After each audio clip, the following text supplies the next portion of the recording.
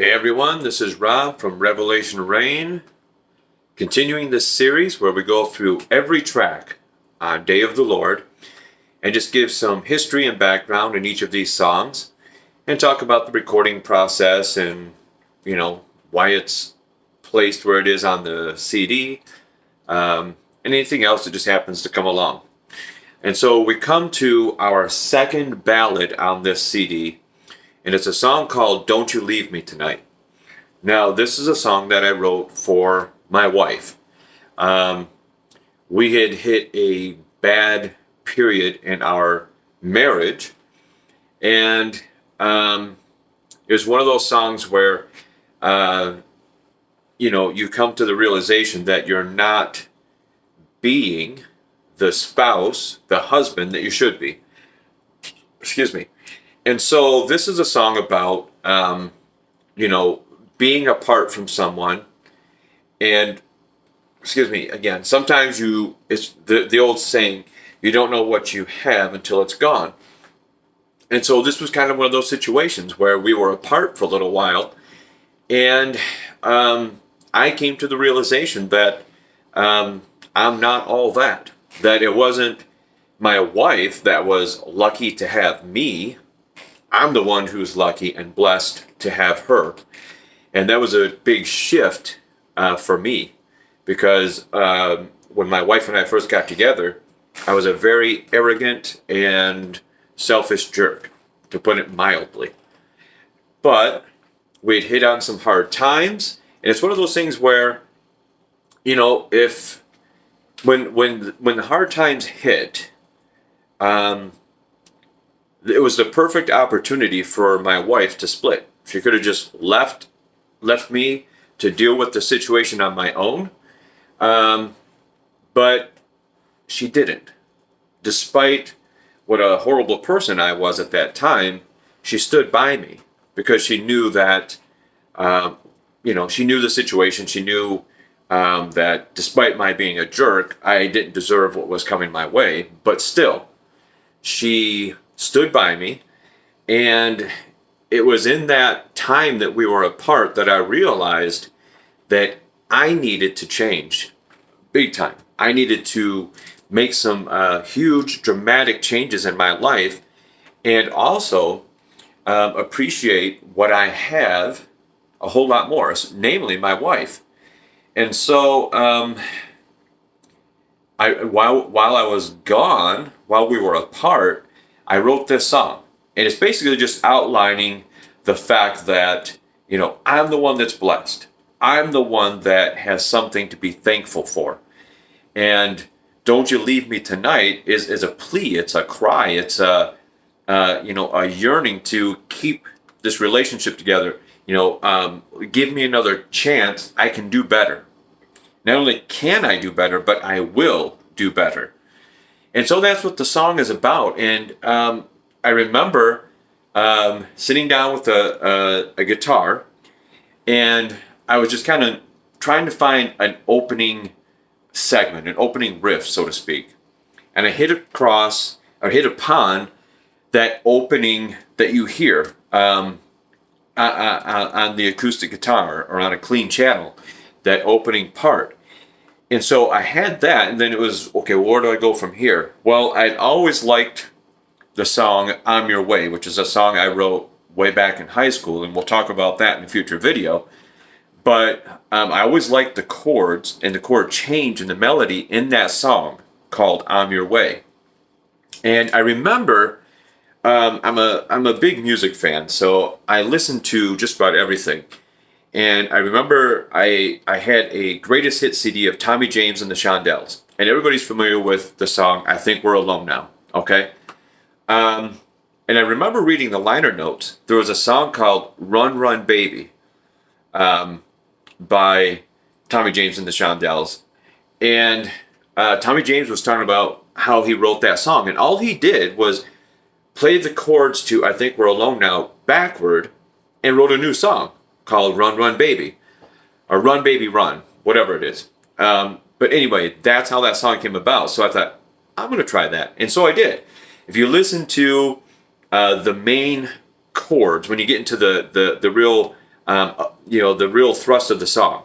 Outside of that opening part, if you listen to those chords, it's basically playing "On Your Way" backward.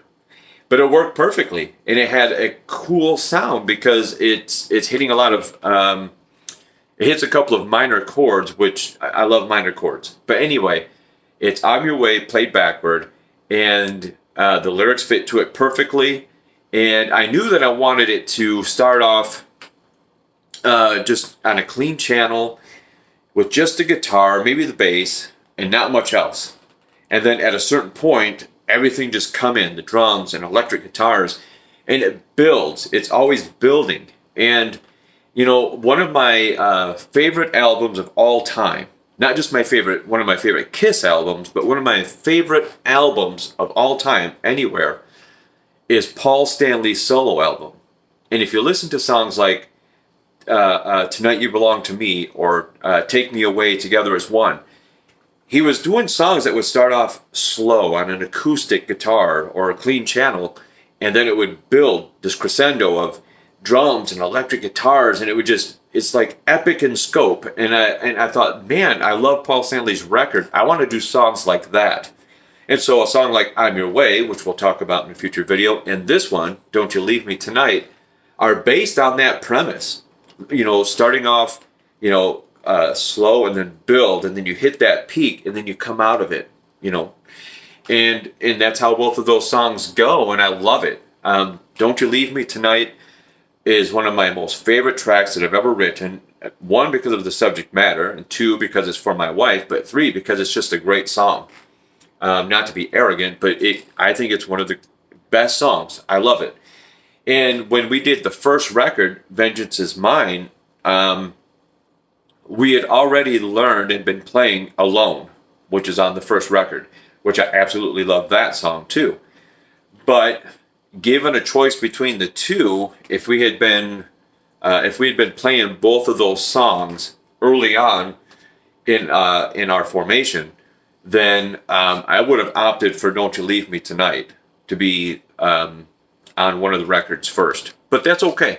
It worked out the way it did for whatever reason. I still love "Alone," and we'll get to that when I go over the songs on the first record. But "Don't You Leave Me Tonight" is probably one of my most favorite songs.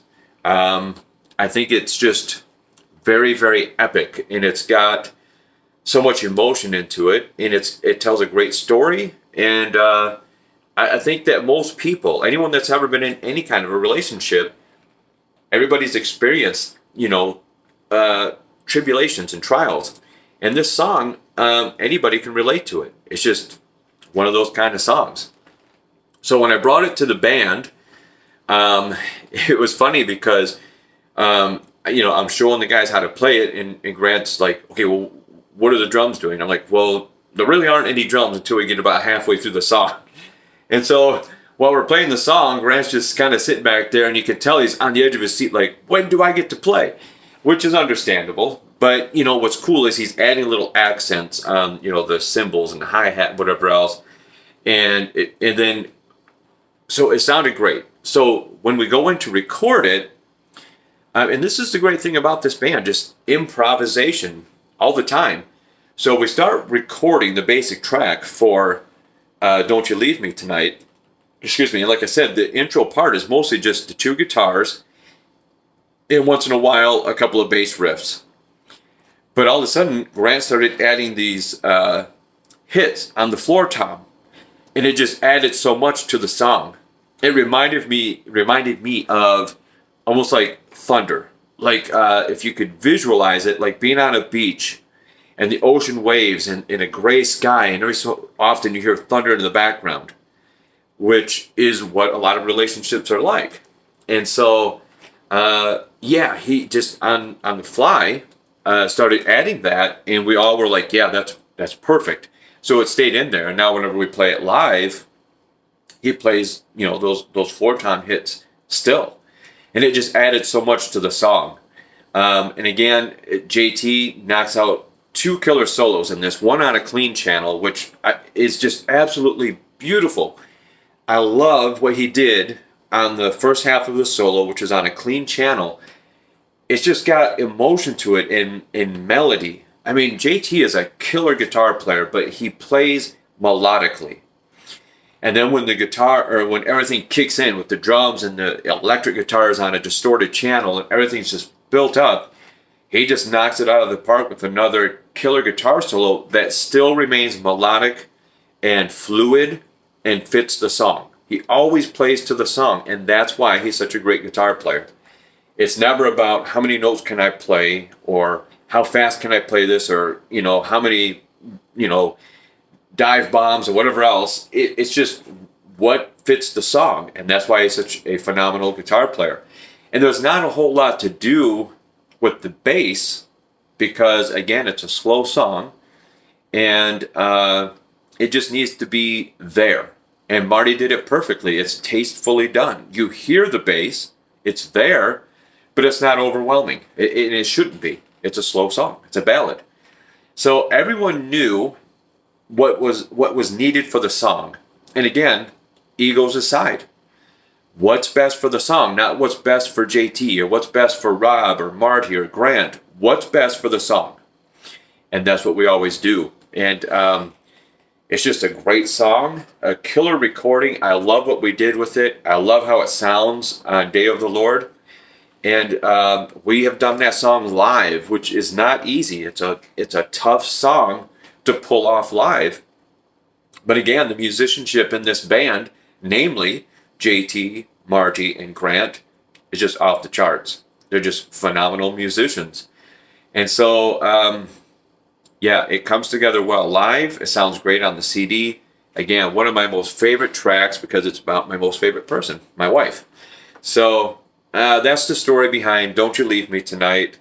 I don't recall anything else. Like I said, it was a song that was written probably about 10 or 11 years ago.